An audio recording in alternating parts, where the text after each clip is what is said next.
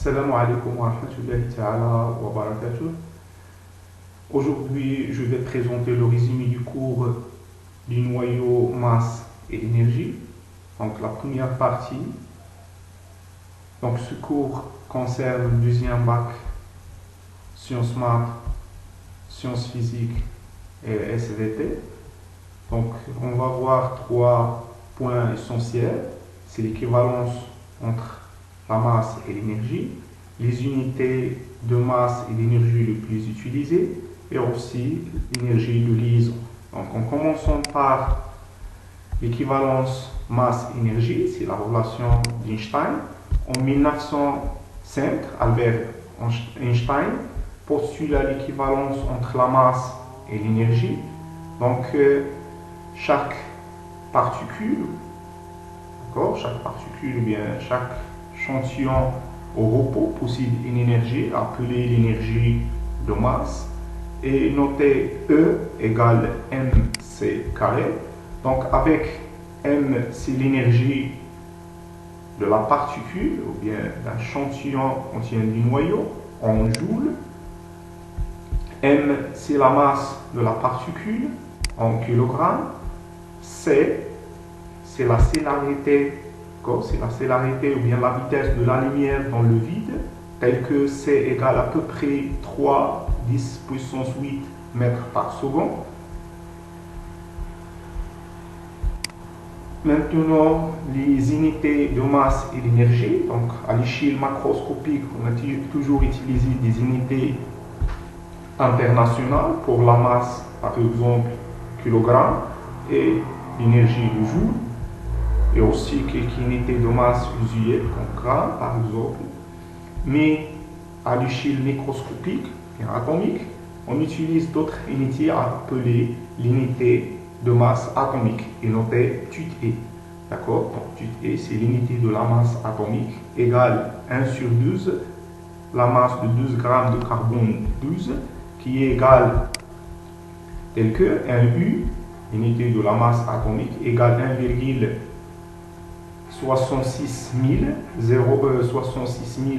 054 10 puissance moins 19 kg.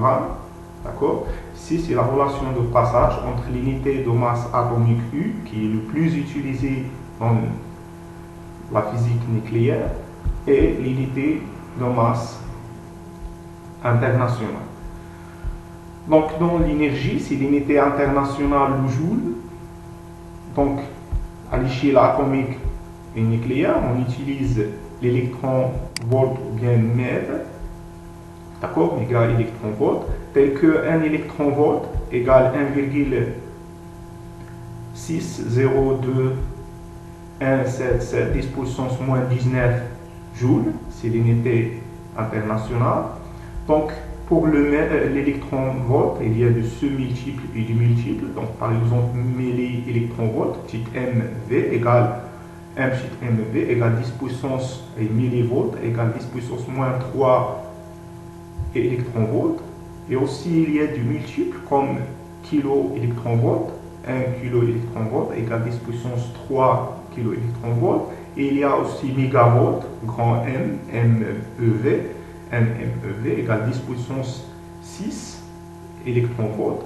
Et il y a gigavolt, grand G électron-volt égale 10 puissance 9 électron-volt. Mais le plus utilisé, c'est le MeV, méga électron-volt.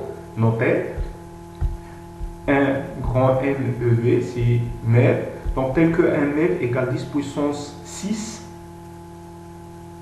électron-volt. Lorsqu'on multiplie ici par 10 puissance moins 6, il devient 10 puissance moins 13. Donc on trouve la relation entre le MeV, d'accord, et l'unité d'énergie internationale, telle que un MeV égale 1,60. Donc l'après, par le cas, on tient sur le mot 3 ou bien 4 chiffres après la virgule, donc 1,60, d'accord, 621 10 puissance moins 13 joules. D'accord? C'est la relation de passage entre l'unité usuelle, qui est le mètre, et l'unité internationale, joule. Donc aussi, nous pouvons trouver la relation entre la masse, ou bien l'unité de la masse atomique et le MeV, d'accord? On applique la relation d'Einstein, donc on remplace ici par 1U fois C carré, égale aussi la masse en unité internationale, là fois la valeur de C carré.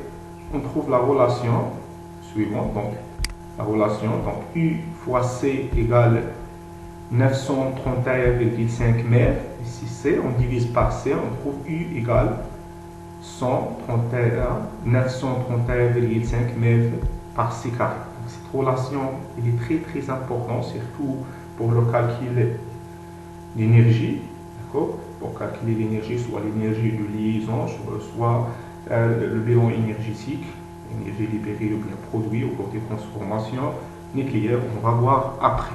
Donc, ce sont des unités les plus utilisées. Donc, il faut connaître cette unité par cœur, mais dans les exercices, dans la plupart des cas, ils sont donnés, d'accord? Mais c'est mieux de connaître. D'accord? Donc, maintenant, on passe à l'énergie de liaison d'un noyau, d'accord? Donc, l'énergie de liaison d'un noyau. En commençant par ce qu'on appelle le diffus de masse. Donc ici, nous pouvons regarder que ici, il y a le noyau de l'hélium, He4,2. Donc, il est constitué de 2 protons, de neutrons et 4 nucléons sont associés ici dans une petite volume. Lorsque on sépare les constituants du noyau, donc nous pouvons regarder ici, et la masse des constituants séparés est plus grande que la masse du noyau. D'accord? Cette différence entre la masse du noyau et la masse de ces constituants séparés, la somme des masses de ces constituants séparés, cette différence appelée diffus de masse. Donc, diffus de masse, notez delta L, delta M plutôt, donc la différence de masse, notez delta M, c'est la différence entre la somme, d'accord, entre la somme du constituant d'un noyau, X à Z en général, et la masse du noyau. Et on note, d'accord, donc on note delta M égale, ici c'est la somme des nucléons, d'accord, moins la masse du noyau, la somme des masses du nucléon, moins la masse du noyau. Donc ici, le nombre de protons fois la masse d'un proton. Ici, A moins ZCN, c'est le nombre de neutrons fois la masse d'un neutron. Et moins la masse du noyau X à Z. Donc l'unité de la masse, soit en kilogrammes, c'est MP, MN, MXA en kilogrammes, soit on trouve delta M en U, si on a PI et MI et M du X en U. Donc d'après les données, on détermine l'unité de delta M. Si on a Pi, MP, MN en kilogrammes, on trouve delta M en kilogrammes, et nous pouvons passer, d'après les relations précédentes, qui permettent de passer d'une unité à l'autre. Donc, le diffus de masse, delta M est une grandeur physique qui est toujours positive, donc parce que la somme des masses des nucléons sont toujours supérieures à la masse du nucléon. Donc, il faut faire attention lorsqu'on calcule delta M. Si on trouve delta M il est positif, on a fait une faute, il faut faire attention. D'accord? Donc, toujours il est positif. Donc, maintenant, on définit d'autres grandeurs qui est l'énergie de liaison d'un noyau. Donc l'énergie de liaison d'un noyau est toujours notée EL. Donc par exemple ici, il y a le noyau qui est constitué de 2 neutrons et 2 protons, le noyau de l'hélium.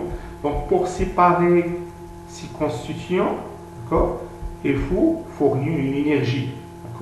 Pour casser les liaisons entre les nucléons, il faut fournir une énergie. Donc cette énergie fournie, qui est appelée l'énergie de liaison, est notée EL. Donc, cette énergie qui est toujours positive, parce parce que delta M il est toujours positif plutôt, donc il est toujours positif, donc delta E aussi, ou bien EL est toujours positif. Donc on écrit l'énergie qu'il faut fournir au noyau au repos pour séparer ses constituants et restant au repos aussi. Donc, parce que si on donne le noyau plus l'énergie que l'énergie de liaison, les nucléons isolés sont gagner une énergie cinétique. En conséquence, ne sont pas au repos. Donc, il faut que le noyau au repos et les constituants sont aussi au repos.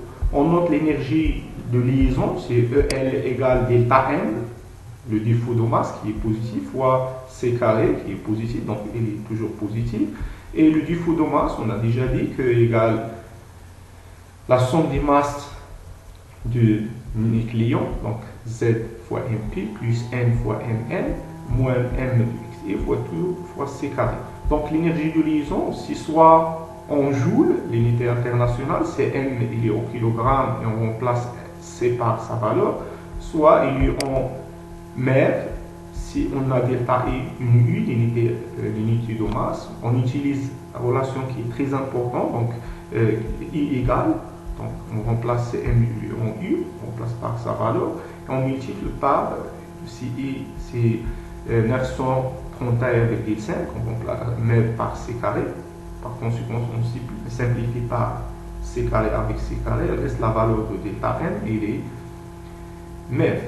Donc nous pouvons remarquer ici l'importance d'une relation de passage. Ils sont permis de simplifier le calcul pour trouver la valeur de l'énergie en mille.